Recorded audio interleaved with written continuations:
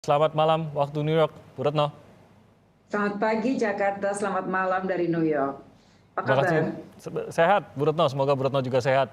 Bu Retno, Alhamdulillah. Presiden Jokowi tadi kita sempat mendengarkan juga sedikit sudah menyampaikan pidato pada sidang Majelis Umum PBB ke-76 dini pagi tadi kalau waktu Jakarta.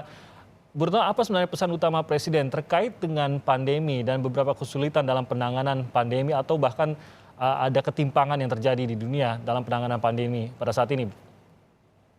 Baik, terima kasih Mas Timothy. Jadi urusan pandemi ini merupakan salah satu pesan utama yang disampaikan oleh Presiden. Tetapi sangat menarik di awal pernyataan beliau, Presiden menyatakan bahwa sidang Majelis Umum PBB ini ditunggu oleh masyarakat dunia untuk menjawab kegelisahan mereka. Dan pertanyaan-pertanyaan yang diajukan oleh masyarakat dunia biasanya adalah kapan pandemi selesai, kapan pemulihan ekonomi terjadi, dan sebagainya dan sebagainya. Oleh karena itu, Presiden menyampaikan terdapat 4 hal yang dapat kita kerjasamakan agar kita dapat menjawab kegelisahan mereka.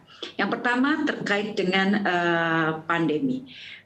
Presiden mengatakan bahwa kita harus dapat memberikan harapan kepada masyarakat bahwa pandemi ini dapat tertangani. Dan untuk menjawab harapan atau untuk memenuhi harapan bahwa pandemi ini dapat tertangani, Presiden menyampaikan ada beberapa hal yang menjadi hambatan, antara lain adalah mengenai ketimpangan, diskriminasi, politisasi dari vaksin. Jadi gap vaksin global harus dipersempit. Nah, yang kedua, Presiden menyatakan pentingnya pemulihan ekonomi. Tetapi Presiden juga mengatakan bahwa pemulihan ekonomi ini baru dapat terjadi jika kita dapat mengatasi pandemi. Jadi pandemi diatasi, baru pemulihan ekonomi akan terjadi. Dan pemulihan ekonomi ini juga dapat dilakukan melalui kerjasama. Jadi intinya adalah kerjasama untuk pemulihan ekonomi.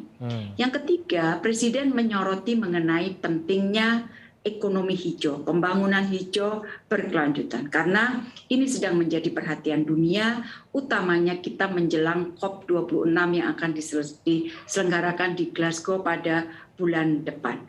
Di dalam konteks ini pula, Presiden mengatakan pentingnya kerjasama untuk pembangunan ekonomi hijau.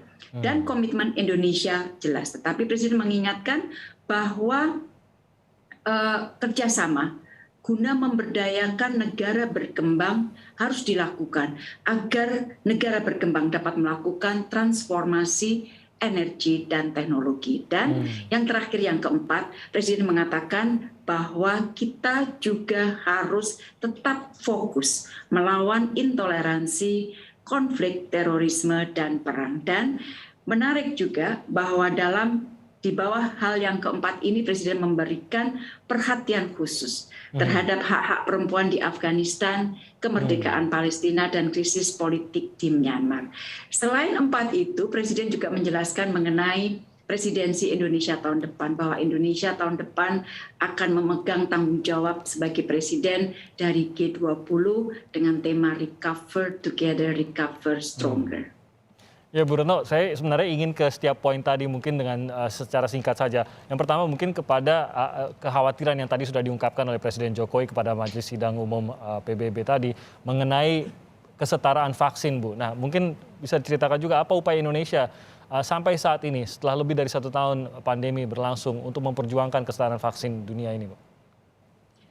Jadi kita dari awal kita konsisten dengan posisi kita dan kita bekerja agar gap vaksin semakin sempit. Misalnya, kita bekerja bersama dengan beberapa negara berkembang dalam konteks WTO,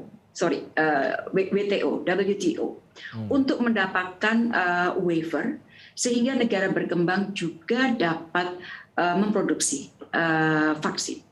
Intinya adalah itu. Kemudian dalam konteks WHO, kita terus bekerja sama dengan WHO, dengan Gavi, terutama dengan COVAX Facility, agar kesetaraan akses vaksin untuk semua negara dapat terus dilakukan. Ini kita lakukan secara maksimal. Karena apa? Karena Indonesia, saya adalah salah satu co-chairs dari COVAX AMC Engagement Group. Sehingga kita dapat langsung berjuang bersama dengan negara-negara berkembang agar gap vaksin ini dapat segera dipersempit. Sebagai informasi, target dari COVAX adalah untuk mendistribusikan 2 miliar dosis vaksin sampai akhir 2021. Tetapi karena adanya berbagai macam hambatan, maka sampai sejauh ini COVAX, bukan sampai sejauh ini, sampai akhir 2021, COVAX akan dapat menyalurkan, mendistribusikan 1,4 miliar dosis vaksin, yang artinya terjadi kekurangan 30% yang disebabkan oleh berbagai macam masalah atau berbagai macam situasi.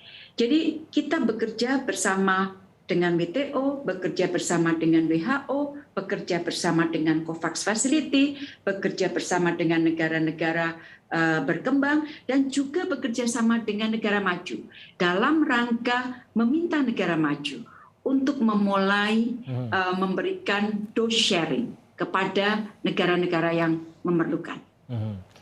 Baik, Bu Retno, saya mau ke poin berikutnya mengenai presidensi Indonesia di G20 pada tahun depan. Nah, apa prioritas Indonesia yang akan dibawa dalam presidensi tersebut?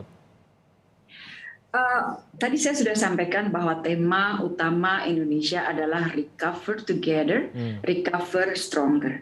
Kalau kita lihat prioritasnya, maka ada 2 kata kunci yang paling penting di dalam presidensi Indonesia. Satu adalah recovery, pemulihan, dan yang kedua adalah inklusivitas. Nah, Presiden mengatakan bahwa dalam presidensi Indonesia, maka Indonesia tidak akan hanya memperjuangkan kepentingan negara anggota G20, tetapi Indonesia akan memperjuangkan kepentingan bersama. Contoh yang diberikan Presiden di dalam pidatonya sangat menarik. Utara, selatan, maju, berkembang, kepulauan, dan sebagainya. Bahkan kelompok-kelompok rentan juga menjadi perhatian Presiden. Jadi di dalam presidensi Indonesia nanti, sebelumnya belum pernah ada perhatian khusus kepada negara-negara kepulauan kecil, terutama yang ada di Pasifik. Dan dalam presidensi Indonesia ini, Indonesia akan memberikan perhatian kepada negara-negara kepulauan kecil, termasuk diantaranya adalah negara-negara yang berada di Pasifik Selatan. Jadi sekali lagi, pemulihan dan inklusivitas adalah 2 kata kunci yang sangat penting di dalam presidensi Indonesia. Ya, terakhir ini Bu, terkait dengan perhatian masyarakat juga kepada Afghanistan dan kondisi di sana, khususnya untuk keselamatan warga di sana. Nah, pertanyaan saya mengenai kiprah kita Indonesia dalam menjaga perdamaian dunia, apa solusi yang diperlukan oleh Afghanistan saat ini dan apa juga yang sudah rencananya akan dilakukan oleh Kementerian Luar Negeri dalam hal ini? Jadi sekarang dunia menunggu apa yang akan dilakukan oleh Taliban dalam menentukan masa depan Afghanistan. Pesan Indonesia, pesan dunia yang kebetulan sama. Jelas sekali, 3 hal. Pertama, kita menginginkan agar pemerintah yang akan dibentuk, pemerintah yang permanen yang akan dibentuk adalah pemerintahan yang inklusif. Dan ini juga merupakan janji dari Taliban. Yang kedua, kita dan dunia meminta agar Afghanistan tidak dijadikan breeding dan training ground untuk kegiatan dan organisasi-organisasi teroris. Dan yang ketiga, secara khusus kita meminta agar hak-hak perempuan Afghanistan dihormati.